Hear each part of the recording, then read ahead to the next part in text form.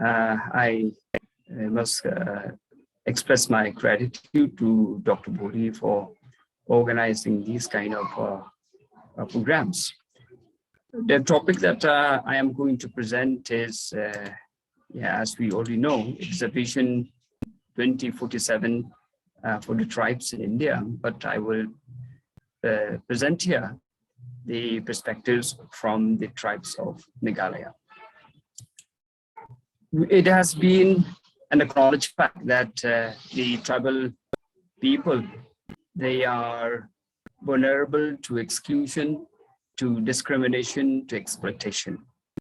However, in the context of Northeast India, as noted by Nathan and Kaga, in the states of Nagaland, Mizoram, and Meghalaya, the tribal communities, they enjoy better socioeconomic and political status because they enjoy the political economy and they have the control over land ownerships, and they are the majority in their respective states. So in comparison to the socioeconomic status of the tribals in other parts of Northeast or in other parts of India, the tribal people in these three states, they enjoy a better status. However, it doesn't mean that the people in the state of Meghalaya, they don't have the issues, they don't have the concerns. And these concerns that the people of the state, they have been experiencing, they have been expressing time and again, has been there right from, from the past, after independence, and it is even continuing today. When you look at the state of Meghalaya, it is a state in which the tribal population is accounting to more than 86%, and 78% of the state population is constituted by the TICIs, the Giantias, and the Garus. So here, the tribal population, they are enjoying numerical strength, and as I said, they have a better status compared to the other tribals in the region as well as in other parts of India. And when you look at the literacy rate of Meghalaya, for example, Meghalaya, it has a literacy rate of 74.4% according to 2011 census, and the tribal literacy rate of the state is higher than the overall literacy rate of the state, because the tribal literacy rate is 74.5. So it is higher by 0.5%. And this is higher than even the all India literacy rate of where the all India level is 73%, and it's much higher compared to the all India tribal literacy rate, which is 59% according to 2011 census. And besides this, they have also the protective mechanisms that are being put in place by the state government. For example, we have the job reservation policy where 80% of the jobs, as well as in the educational institutions in the state, they are reserved for the local tribals, the Khasis, the Garus, and the Giantias. We have the Land Transfer Act, which was enacted by the Meghalaya Legislative Assembly in 1971, and it is one of the landmark legislation in the state.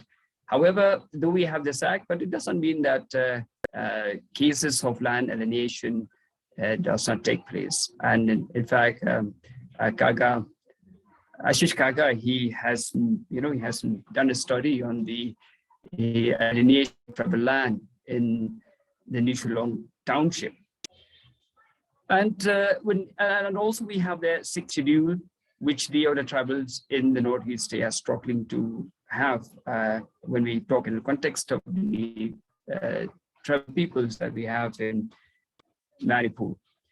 And 92% of the state legislature of the total seats, they are reserved for the tribals. And even for those seats that the non-reserved seats, usually they are represented by the tribal. And therefore, we can see that even in state legislature, there is the domination by the tribal people. Then in the autonomous district councils of the state, we have three, which is the autonomous district councils for the Khasis, autonomous district council for the Jaintias and the Garus. In these district councils, especially in the Khasi and Jainis autonomous district councils, you'll find that 100% of the members belong to the tribal communities. And in Karo Hills, to a certain extent,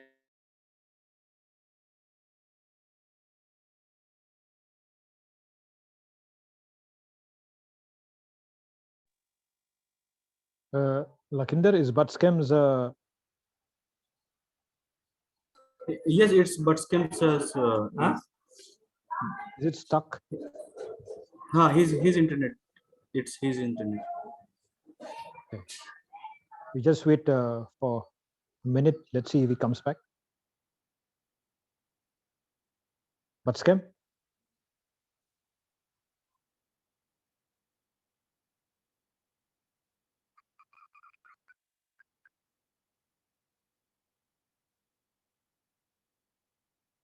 Yeah, I think he's got disconnected. I think he'll come back.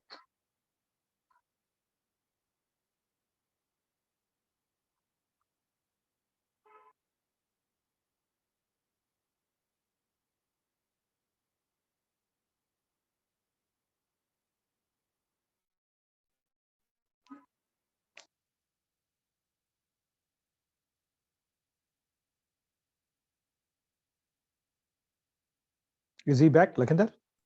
Yes, yes. Yeah, I'm back. Yes. You got cut off a little bit. I got Please go disconnected. Yeah, I got disconnected because I use a mobile data, and therefore it seems that it got exhausted, and you have to use another network.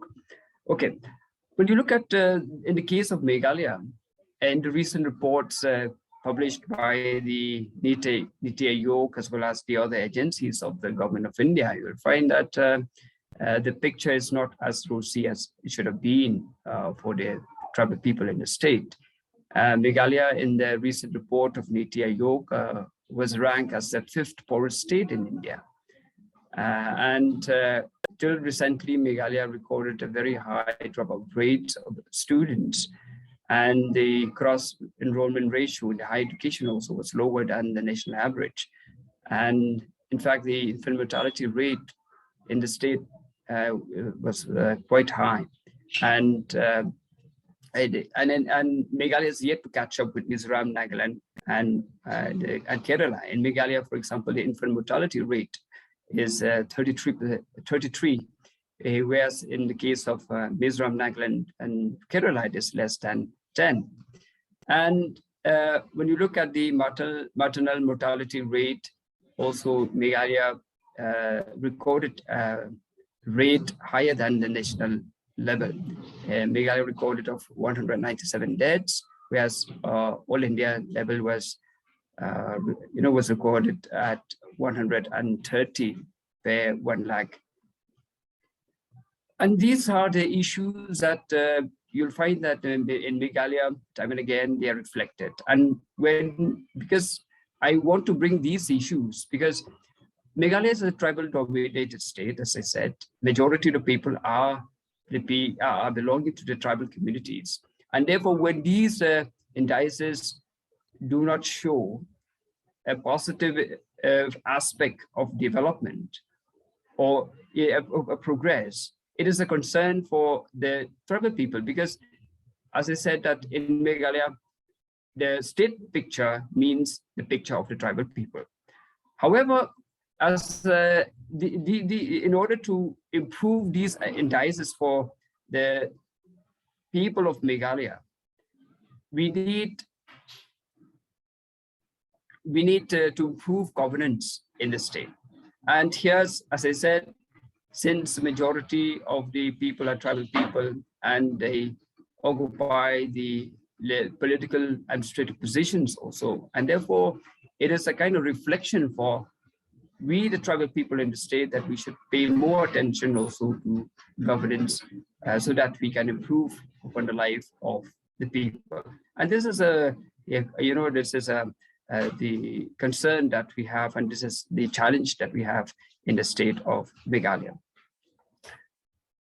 However, besides these issues which are related to governance, we have the other issues which are, I can say, which are the very tribal-centric kind of concern, which concern only the tribal people in the state. And here in Meghalaya, when you look at the kind of the political discourse and debate that has been going on, you'd find that there is always a clash between, there is always a dichotomy between the question of identity and development. Many scholars, many writers, and even the political leaders, they try to position these two issues as dichotomous to each other, as being antagonistic to each other. And therefore, when the tribal people, when they started to demand for the inner line permit, for example, which in fact this demand was started way back in 1970s by the traditional chiefs in Khasi Hills, and later on carried over by the pressure groups of different kinds and in different parts of the state. You'll find that the state government, together with the central government, time and again, they believe that this kind of a measure, which is, this protective measure in the form of the inner line permit, would be counterproductive to the tribal people of the state. And for a very, very long time, the pressure groups and those people who demand for the implementation of the ILP, they got a very strong opposition from the state government itself.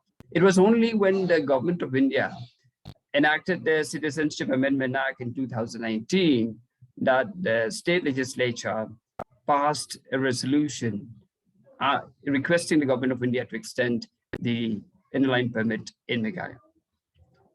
And connected with this inner line permit system, there has been an opposition, therefore, by the pressure groups to the introduction of railways in the state.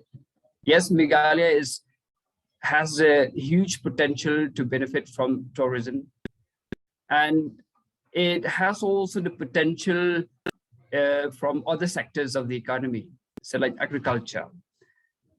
And if we have the railways in the state, it would prove to be very beneficial for both the tourism sector as well as for the other sectors that are important for development.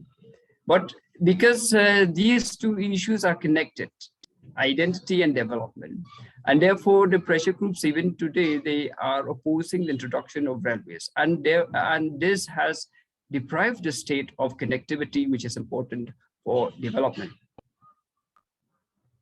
And in Meghalaya, for a long, long time, since the 1970s, the HSPDP, which is one of the political party, the state political party, it has been demanding for the inclusion of Meghalaya in Article 371. Because when you look at the 6th schedule, in which we have the Autonomous District Council, that gives autonomy from the state government. But there is no provision where the state is protected from the central legislation, which comes into conflict with the, with the traditions and cultures of the people in the state. And therefore, there has been a demand that Meghalaya also should be given the special provisions as given to Mizoram and Nagaland under Article 371. As I said, this is a viable proposition. This is a viable demand, given the fact that the government of India, time and again, they make certain legislations which are in conflict with the culture, with the interest of the indigenous people in the state. And therefore, if the state is given the autonomy under the provision of Article 371, the state would be protected from the application of such kind of laws. And many people in the state, they have been viewing the continuance of the 6th schedule as something which is not really relevant in the context of Meghalaya. One, because when you look at the sixth schedule gives the autonomy from the state government. And therefore, there have been a viewpoint or saying that it is better to have Article 321 rather than to have the sixth schedule in the context of Meghalaya. And therefore, when you look at these demands made by the people in the state, it is very important that in order to have a development in the state, that these questions related to identity need to be addressed, rather, I would say quickly, because this question of identity has time and again taken or rather hijacked the agenda in the state, because we have less time focusing on the issues of development and issues of governance, because people, they have been engaging themselves on the question of identity.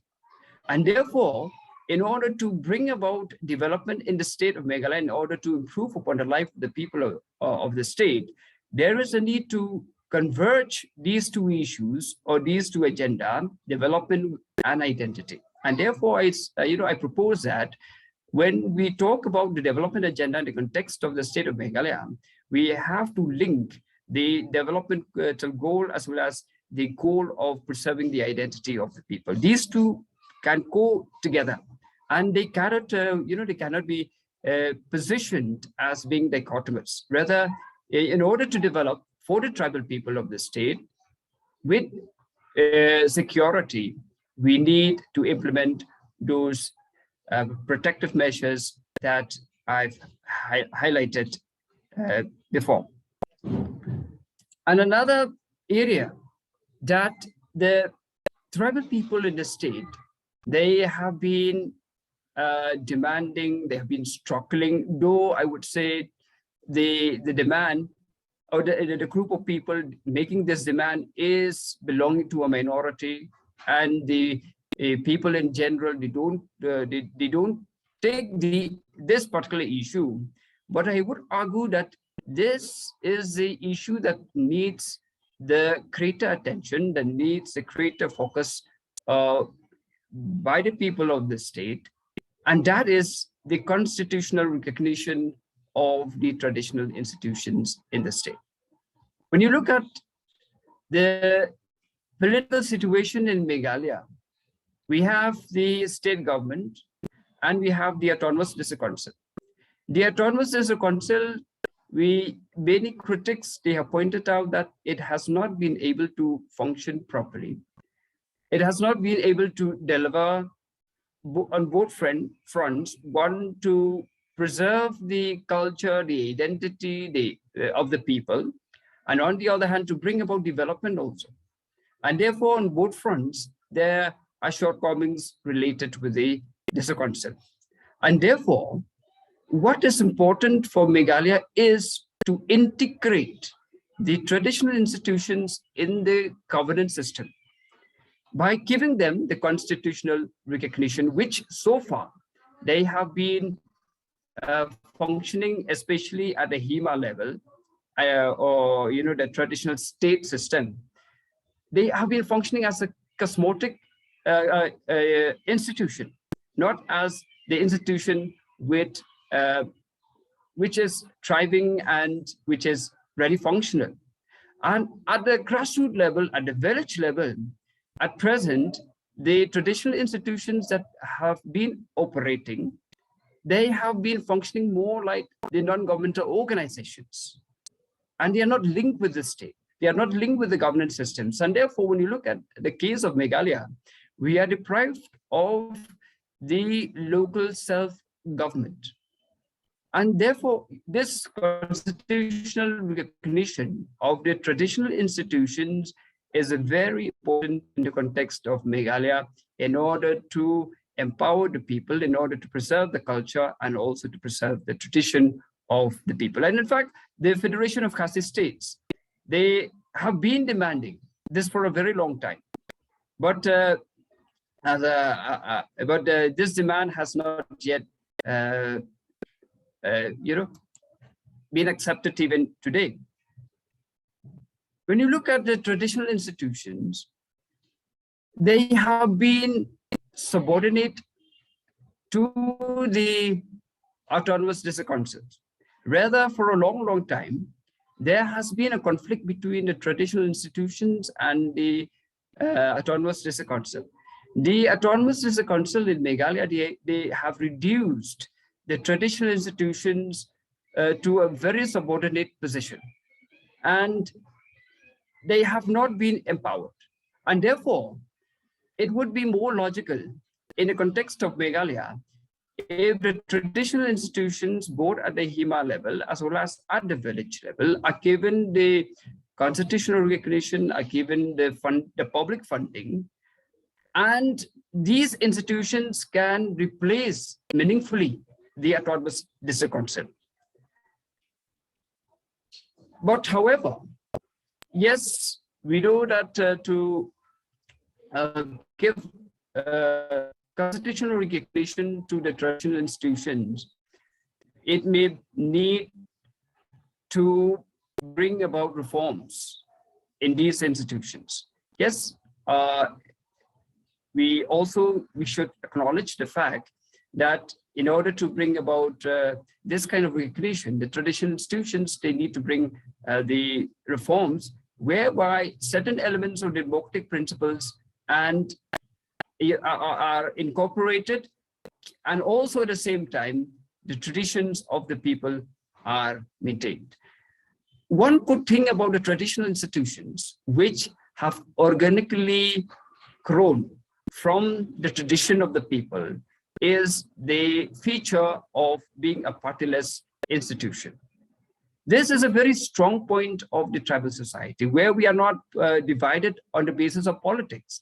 And therefore, if the traditional institutions are recognized, are empowered, I believe that these institutions would be able to make a far better impact on the lives of the people. And I want to conclude by saying that